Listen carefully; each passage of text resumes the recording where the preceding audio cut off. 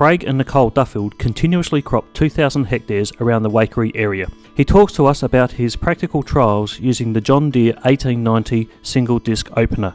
Yeah, what we're running is 2,000 hectares of continuous cropping, and we don't normally have a break crop, so I try to use barley as my break crop.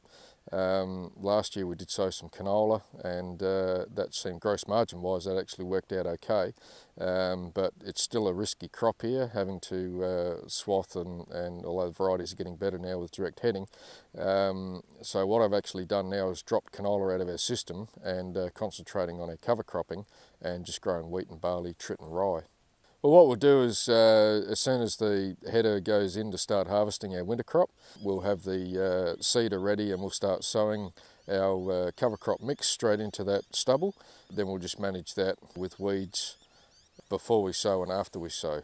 Last we planted some sunflowers, some millet, just a forage millet, some cowpea, lentils, canola and forage turnips. One of the things in the States they found was that just by growing one species of cover crop, you actually got a better result by mixing it and having a cocktail mix. Some of the turnips that we had growing, the sunflowers and the cowpea, when we're digging them up, we can actually see that it is breaking open the soil. So with a single disc opener like the John Deere, there's no coulter in front to dig deeper or anything like that. So with the use of these cover crops, I think we can end up with the same result we're getting out of the knife points in a traditional no-till system. Yeah, well, to do this, I didn't want to disturb our soil too much. We're traditionally running a John Deere chisel plough with a coulter in the front, Agmore sowing boot and a press wheel, and I still felt that on 12-inch spacings that was disturbing too much soil.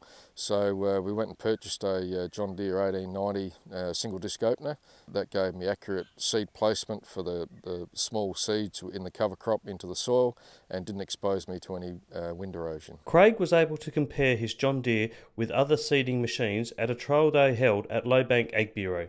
The impressions were actually quite good. I think limited amount of moisture on the day. I think the knife points will actually get the crop germinated, bringing up moisture, whereas the disc won't. I think my John Deere actually performed very well, not travelling as fast as what some of the others can, so it'll be interesting to see if that has anything to do with the germination and yield at the end. But it is a trial of growing winter crop, so I guess my mind's open until the end results come in at harvest time.